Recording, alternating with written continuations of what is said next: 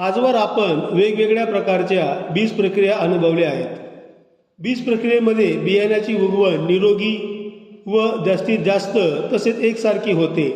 या बीज प्रक्रियांमध्ये वेगवेगळ्या घटक वापरले जातात, जसे की जैविक व रासायनिक बुरशीनाशके, जीवाणू खते आणि काही मूलद्रव्ये म्हणजे जिब्रेलिक ॲसिड, मॉलिब्डेनम इत्यादी. या प्रकारे बीज प्रक्रियेमधून जरी जास्तीत जास्त उगवण होत असली तरी उगवणीसाठी लागणारा काळ हा सर्वसाधारणपणे तितकाच असतो.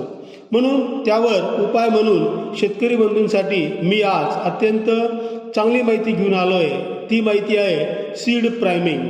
एक बिनखर्चिक व अतिशय सोपी बीज प्रक्रिया आहे. यामध्ये बियाणे पाण्यात ठराविक वेळ भिजवून सावलीत वाळवून नंतर त्याची पेरणी केली जाते. ही जी काही सीड प्रायमिंग पद्धत आहे ही करत असताना अगोदर आपल्याला